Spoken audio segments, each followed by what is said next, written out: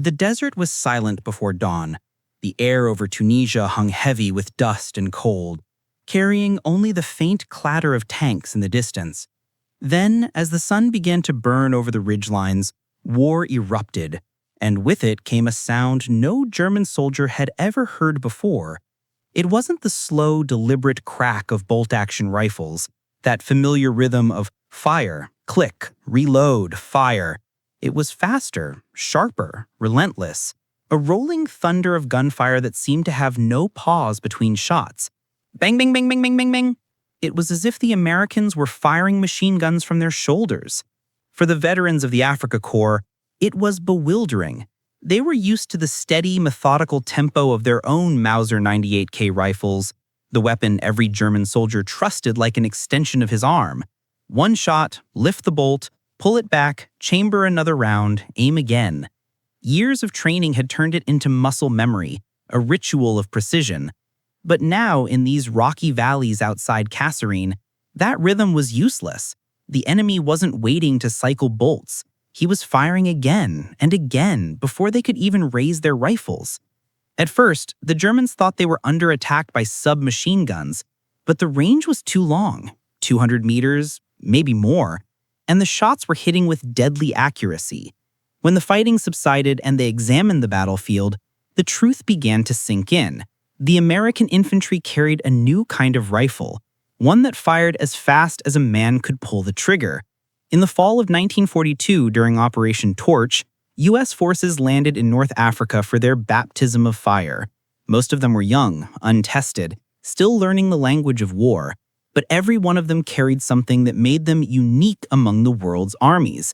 The M1 Garand, a semi-automatic rifle unlike anything that Germans, Italians, or even the British had ever faced in mass numbers.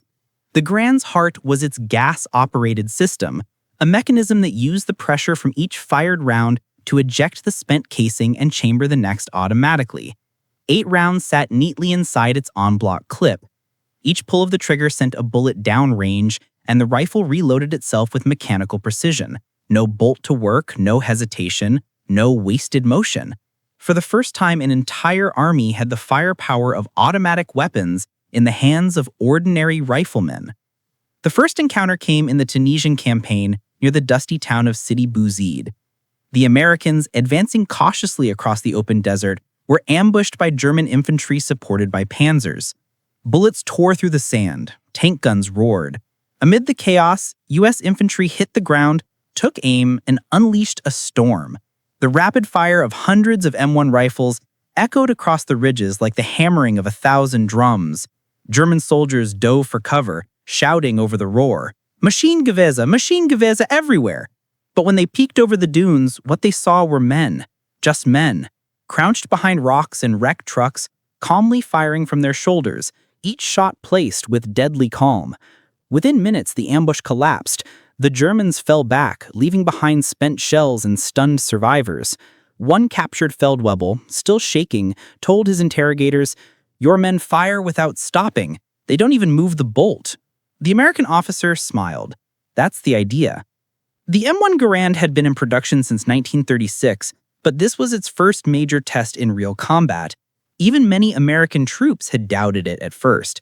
It was heavier than the old Springfield 1903, and its 8-round clip sometimes made a distinctive ping when empty. But on the battlefields of North Africa, every man who carried one quickly learned to trust it with his life. Corporal Thomas Maguire of the 1st Infantry Division described his first firefight this way: "I fired as fast as I could pull the trigger. The rifle just kept feeding itself. I looked down the sights, saw a German running, squeezed, then another and another. They never had time to reload." That night, as the unit regrouped around a smoking half-track, the talk wasn't about tactics or orders, it was about the rifle. The men passed their Garands around, grinning, hands black with oil and sand. One private said, "Feels like we're carrying the future." The Germans, meanwhile, were already reporting their shock up the chain of command. Intelligence officers filed memos describing a semi-automatic rifle in mass use by American infantry. One report read, "The enemy's rate of fire is at least double ours. Infantry assaults supported by these weapons inflict severe losses before our troops can close the distance. Even Field Marshal Erwin Rommel took note. His Afrika Korps, accustomed to dominating through mobility and precision, suddenly found themselves trading fire with opponents who could sustain a continuous volley without reloading. For the first time, German tactical superiority was being challenged by technology, not tanks or aircraft, but the rifles in the hands of ordinary soldiers. In one engagement outside McNassey, a German platoon tried to pin down an American patrol. The U.S. soldiers hit the dirt behind a low ridge and returned fire. Within seconds, the Germans' assault stalled. Their officers shouted for covering fire, but their own Mausers, limited by human speed, couldn't match the Americans' rate of fire. The attack disintegrated under the weight of what one observer called a wall of lead. Afterward, German medics found themselves treating survivors who swore the Americans must have been armed with automatic weapons. When captured rifles were examined, their simplicity stunned the inspectors. No complex mechanism, no external magazine, just a clean, efficient system that turned every trigger pull into a bullet in flight. As the campaign dragged on into 1943, the M1 Garand became more than a weapon. It became a psychological edge. American troops fought with growing confidence, knowing they could deliver more rounds faster than their enemy. Every firefight reinforced the lesson: speed kills.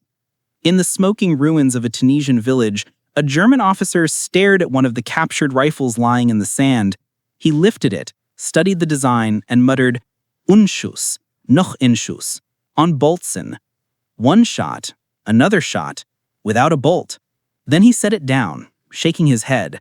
By the end of the North African campaign, even the most hardened Wehrmacht veterans had learned to recognize the sound of the Garand. It wasn't just gunfire.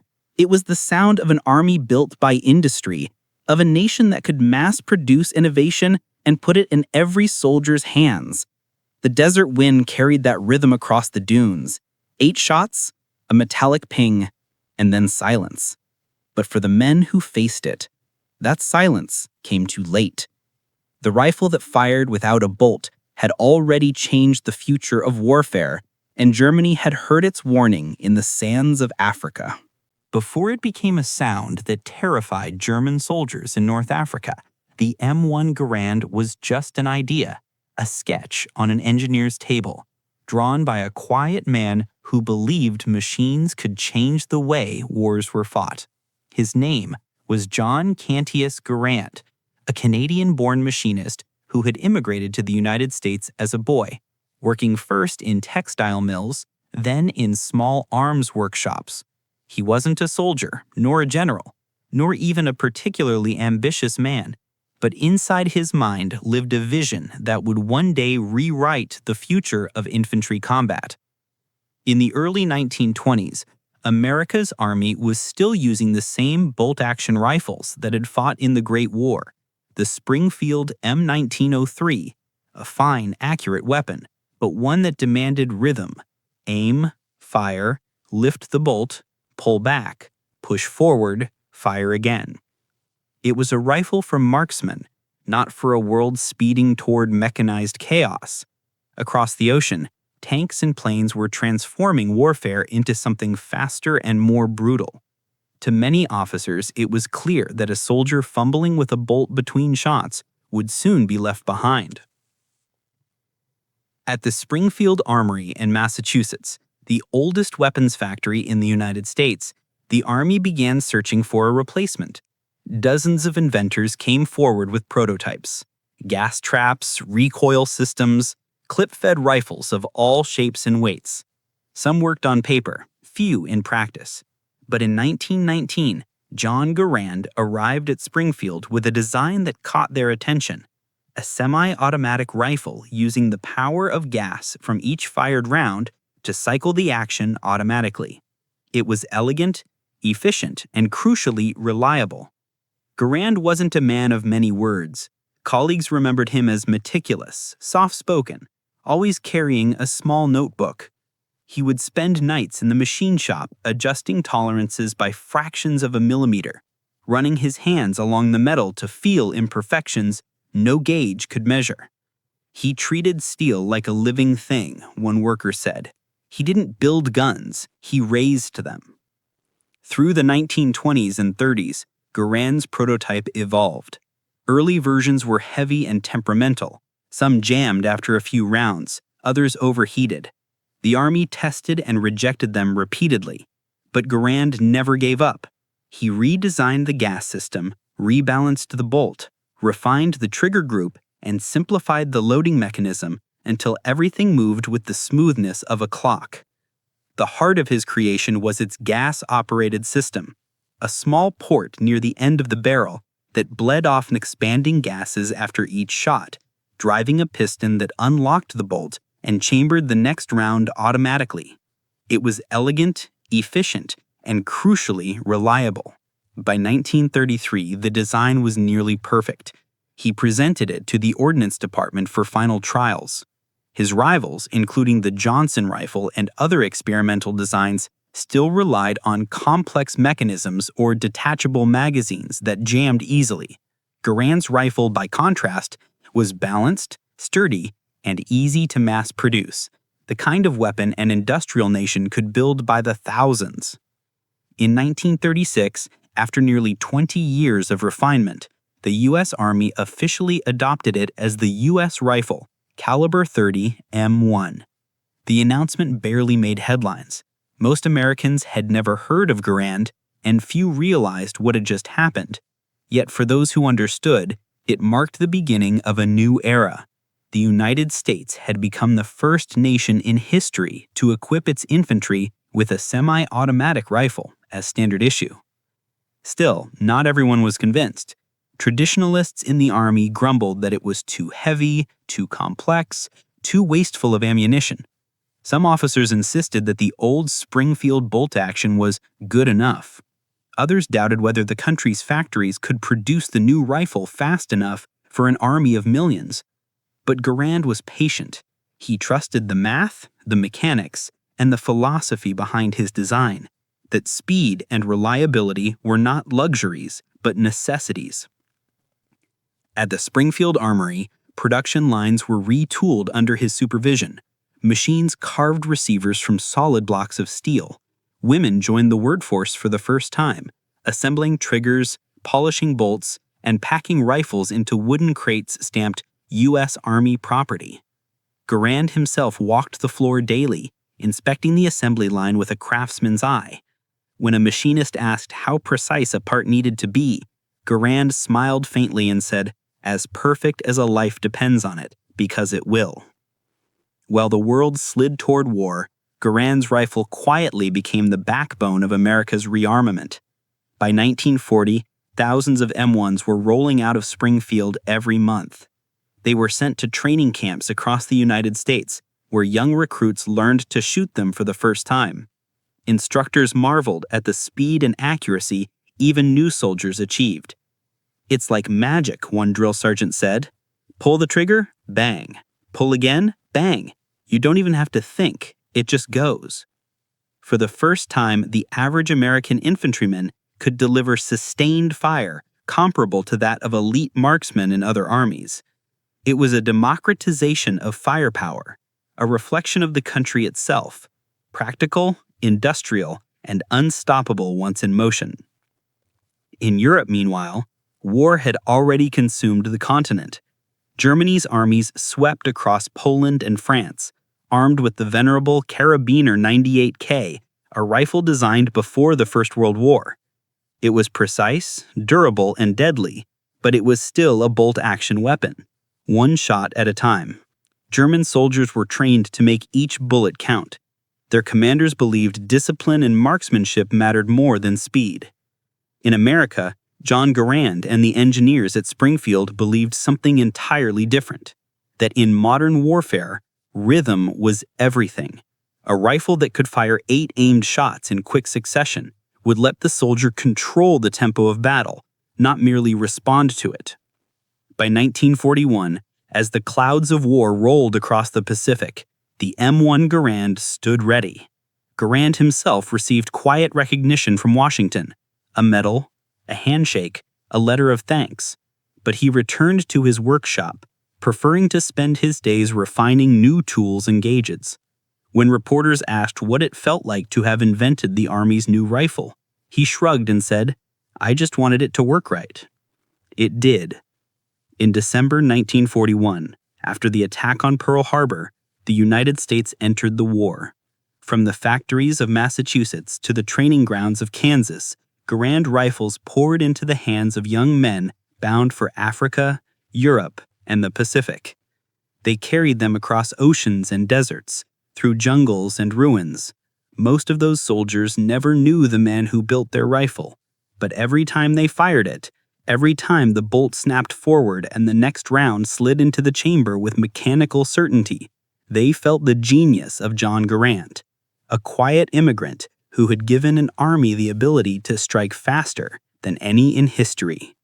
Soon, the world would hear what that sounded like. The first time the M1 Garand went to war, it met the enemy under a desert sun. In November 1942, American soldiers stepped off landing craft onto the beaches of North Africa, carrying weapons that few of them had ever fired in anger. The Garand's walnut stocks gleamed, its metal was clean and oiled, the rifles looked brand new because they were.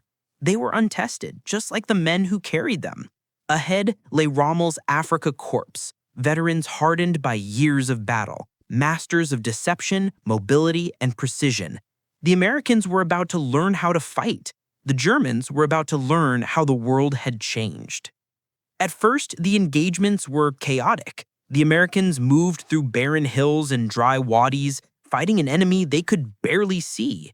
The Germans struck like ghosts, mortar shells, machine gun bursts, then silence.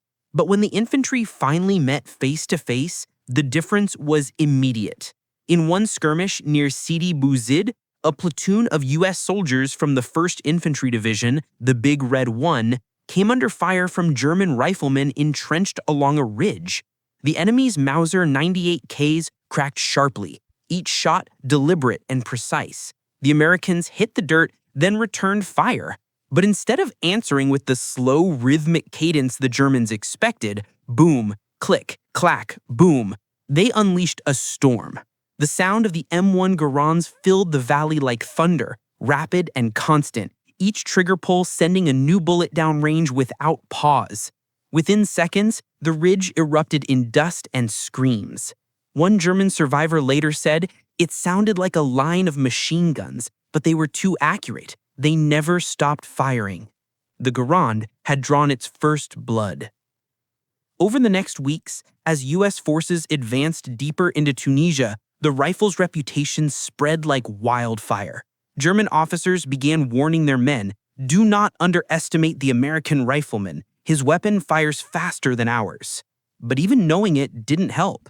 At the Battle of Kasserine Pass in February 1943, the first major clash between American and German forces, the Garand proved its worth under the harshest conditions imaginable.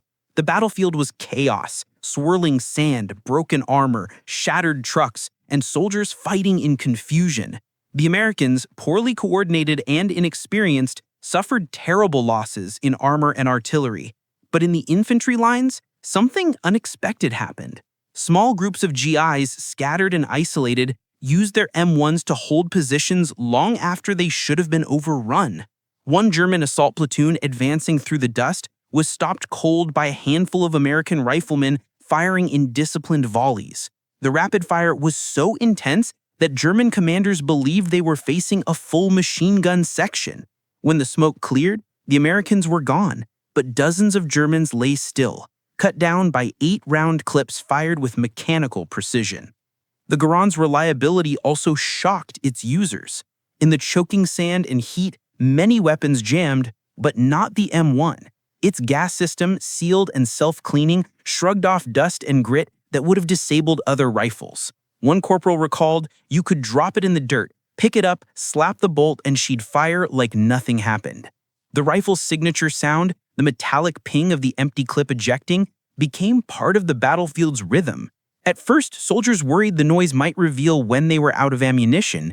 In reality, few Germans ever heard it. They were usually too busy diving for cover from the next barrage. In Tunisia's close fights and open ambushes, the Garand gave the Americans something they had lacked at the start of the war: confidence. A rifleman could now fire 8 accurate shots as fast as he could think. He didn't have to break aim, he didn't have to fight the bolt, he could control the fight, not react to it. Major Robert Cole of the 9th Infantry wrote in a field report, "The M1 changes the way a man fights. He doesn't hesitate between rounds. He doesn't fear the reload. The fire just keeps coming." Even the Germans began to respect it in their own grim way. After a firefight near Gafsa, a Wehrmacht patrol recovered several M1s from American casualties. The soldiers passed them around, testing the action. One of them muttered, "Wunderbar." But when they tried to disassemble the rifle, sand poured from the stock. It still fired perfectly. "Amerikanisch," another said with a frown. "Typical Americans, machines that never stop." When the campaign in North Africa ended in May 1943, the Americans were no longer green. They had bled, learned, and hardened. And they carried with them a weapon that had earned its legend. But the rifle's true glory was yet to come. That summer, the Allies crossed the Mediterranean and landed in Sicily, beginning the long, grinding climb toward Europe. The island was a fortress of hills, olive groves, and stone villages, defended by German paratroopers and Italian troops. The fighting was closer now, room to room, hedge to hedge. In these brutal engagements, the Garand's semi-automatic action gave the Americans an overwhelming edge. While German soldiers struggled to work their bolts in cramped alleys and stairwells, GIs fired continuous streams of accurate shots without shifting their grip. In one skirmish near Sidi Bouzid, a platoon of U.S. soldiers from the 1st Infantry Division, the Big Red One, came under fire from German riflemen entrenched along a ridge. The enemy's Mauser 98Ks cracked sharply, each shot deliberate and precise. The Americans hit the dirt, then returned fire. But instead of answering with the slow, rhythmic cadence the Germans expected, boom, click, clack, boom, they unleashed a storm. The sound of the M1 Garands filled the valley like thunder, rapid and constant, each trigger pull sending a new bullet downrange without pause. Within seconds, the ridge erupted in dust and screams. One German survivor later said, "It sounded like a line of machine guns, but they were too accurate. They never stopped firing." The Garand had drawn its first blood. Over the next weeks, as U.S. forces advanced deeper into Tunisia, the rifle's reputation spread like wildfire. German officers began warning their men, "Do not underestimate the American rifleman. His weapon fires faster than ours." But even knowing it didn't help. At the Battle of Kasserine Pass in February 1943, the first major clash between American and German forces, the Garand proved its worth under the harshest conditions imaginable. The battlefield was chaos, swirling sand, broken armor, shattered trucks, and soldiers fighting in confusion. The Americans, poorly coordinated and inexperienced, suffered terrible losses in armor and artillery. But in the infantry lines, something unexpected happened. Small groups of GIs, scattered and isolated, used their M1s to hold positions long after they should have been overrun. One German assault platoon advancing through the dust was stopped cold by a handful of American riflemen firing in disciplined volleys. The rapid fire was so intense that German commanders believed they were facing a full machine gun section. When the smoke cleared, the Americans were gone, but dozens of Germans lay still, cut down by 8-round clips fired with mechanical precision. The Garand's reliability also shocked its users. In the choking sand and heat, many weapons jammed, but not the M1. Its gas system, sealed and self-cleaning, shrugged off dust and grit that would have disabled other rifles. One corporal recalled, "You could drop it in the dirt, pick it up, slap the bolt, and she'd fire like nothing happened." The rifle's signature sound, the metallic ping of the empty clip ejecting, became part of the battlefield's rhythm. At first, soldiers worried the noise might reveal when they were out of ammunition. In reality, few Germans ever heard it. They were usually too busy diving for cover from the next barrage. In Tunisia's close fights and open ambushes, the Garand gave the Americans something they had lacked at the start of the war: confidence. A rifleman could now fire 8 accurate shots as fast as he could think.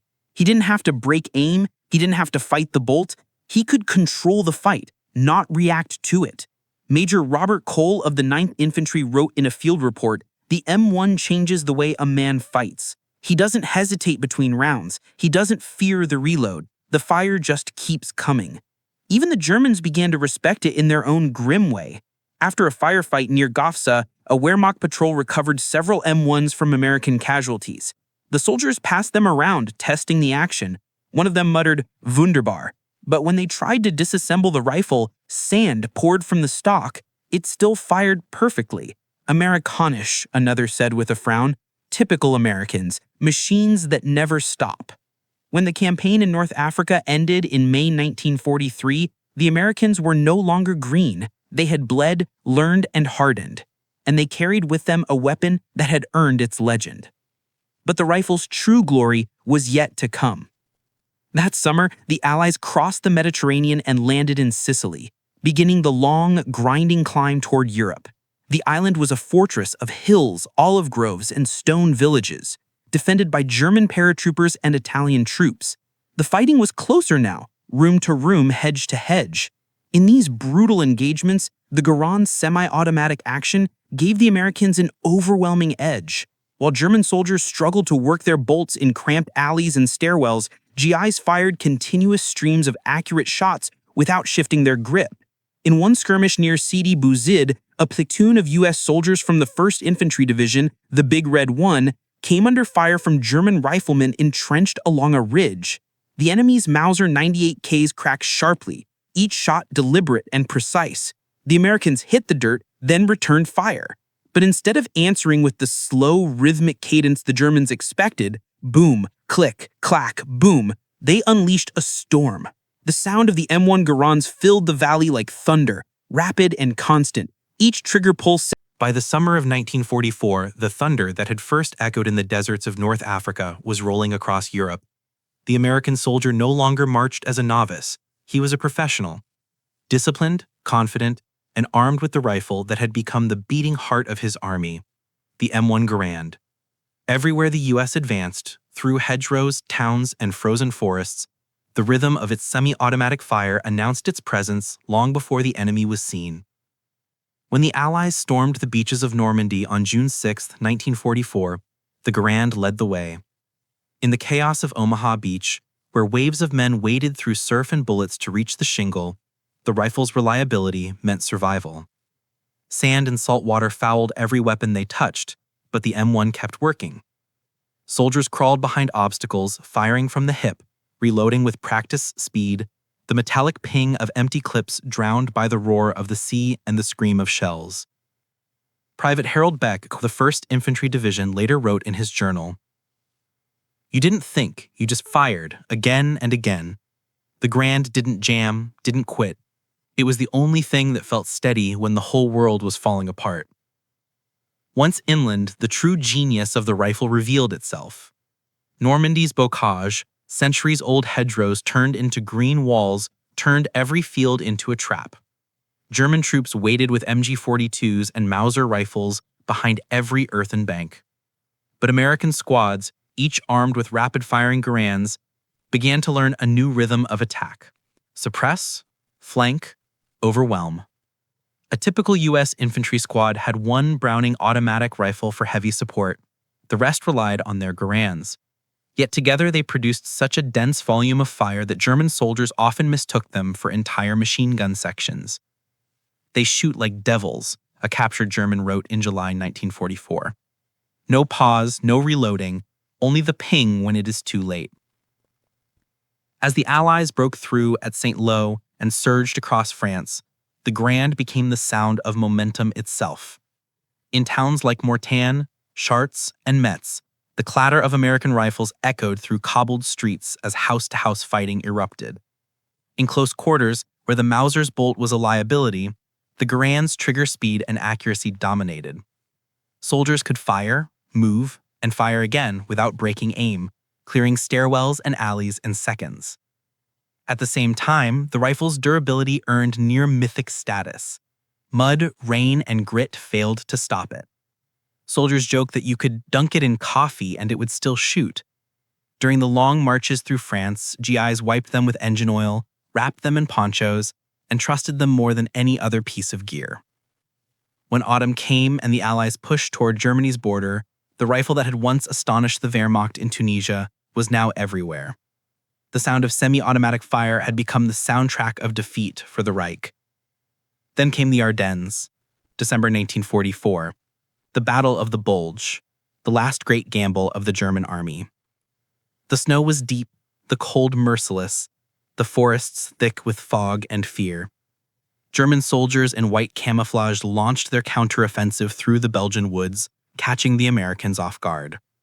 Whole units were surrounded or cut off. Ammunition froze, fuel lines cracked, and weapons stiffened in the cold. But the Garand kept firing. In foxholes outside Bastogne, men of the 101st Airborne and 28th Infantry fought off wave after wave of attacks. When the Luftwaffe strafed from above, when panzers rumbled through the trees, the M1's report cracked like lightning through the snow. Its semi-automatic action, driven by hot gases from each shot, kept cycling even as bolts on German Mausers froze solid. Sergeant Earl Long remembered, "The Krauts would shoot once, maybe twice, and we'd answer with 10. You could hear the difference. Their fire came in claps. Ours was a drum roll." In one infamous engagement near Foy, an American platoon low on ammunition used the Garand's precision to deadly effect, picking off advancing Germans one by one. Every shot counted, Long said. We weren't just holding the line, we were writing it. As the Allies crossed into Germany in early 1945, the psychological weight of the rifle had become undeniable. German prisoners spoke of it with reluctant respect. They had feared the Thompson submachine gun at close range, the Browning machine gun at long, but the Garand haunted them everywhere in between. One captured officer told his interrogators at Remagen, "Your men fire like machines, but they aim like hunters. We never had such a weapon." Even in ruined towns where rubble turned streets into labyrinths, the Garand's steady cadence never faltered. In Cologne and Frankfurt, soldiers cleared buildings by the flash of muzzle fire reflecting off shattered glass. The rifle's 8-round clip was both limitation and rhythm, each ping a heartbeat before the next storm of bullets. By the time American troops reached the Rhine, the M1 had become more than a piece of equipment. It was a companion, a lifeline, and a symbol of the new kind of warfare America had brought to Europe. Industrial speed married to human precision. It didn't just change tactics, it changed morale. An officer in Patton's Third Army wrote in a letter home, "Our riflemen fight with confidence because they trust their rifles more than luck. They can outshoot anything the Germans carry, and they know it." The Garand gave every man, farm boy, factory worker, student, the firepower of 2 soldiers. In an army built on logistics and mass production, it made the individual matter again. When victory finally came in May 1945, the battle-weary soldiers who leaned on their Garands as they marched through ruined German cities knew what it cost. The wood was scarred, the barrels worn thin, but the rifles had carried them from the beaches of North Africa to the heart of the Reich. Historians would later argue about what won the war: tanks, planes, code breakers, or bombs, but the men who fought it knew another truth. They had seen how a single innovation in the hands of a determined soldier could shift the balance of a battle, even of history. In the hedgerows, in the snow, in the ruins of Europe, the M1 Garand had earned its legend. It was not just a rifle, it was the voice of a generation, 8 sharp notes of freedom echoing across a continent in ruin. And as the war ended, that voice was still heard, steady and clear. The rhythm of democracy armed, the song of a people who built a weapon not just to fight, but to finish what they started. When the guns finally fell silent in 1945, the men who returned home from Europe and the Pacific carried with them not just scars and memories, but a deep reverence for the rifle that had never failed them. The M1 Garand was no longer just a weapon. It was a symbol of survival, of ingenuity, of a nation that had armed ordinary men with something extraordinary. General George S. Patton would put it best. In my opinion, the M1 rifle is the greatest battle implement ever devised. He wasn't exaggerating. The rifle had changed the very rhythm of war, and in doing so, it had changed the men who fought it.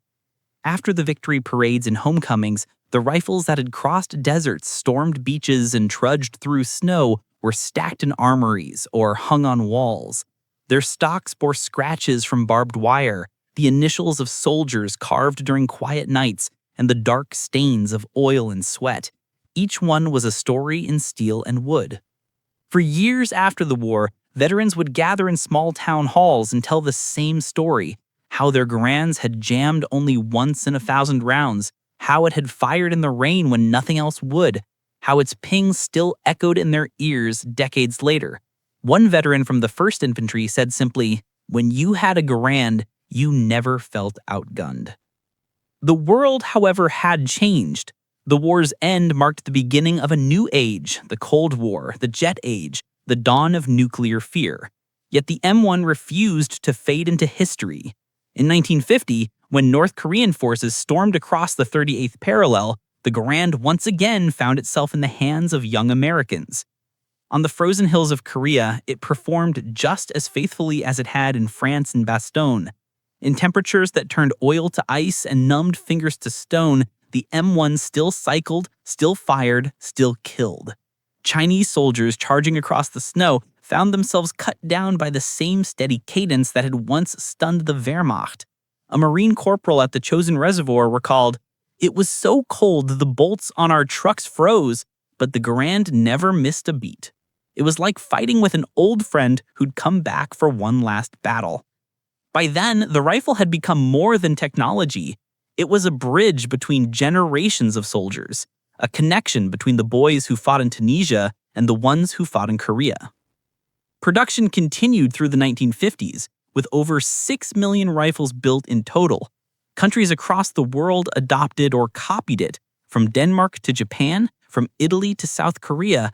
The Soviets analyzed captured Garands and admitted, quietly, that no rifle in their arsenal matched its balance of power and reliability. But even as the M1's legend grew, the world of warfare was evolving again. New rifles, lighter, faster, using detachable magazines, began to take its place.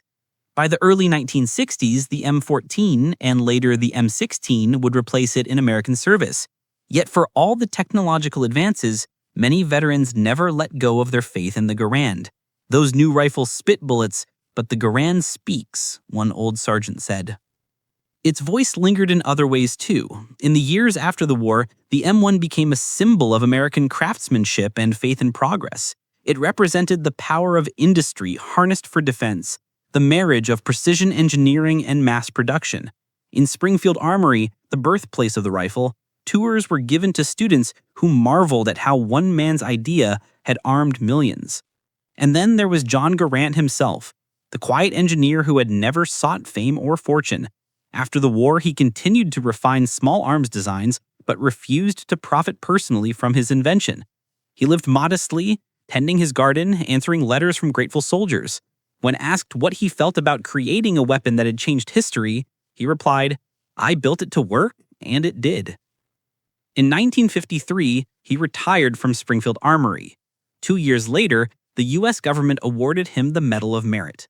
When he died in 1974, veterans across America paused to remember the man whose hands had shaped the rifle they trusted with their lives.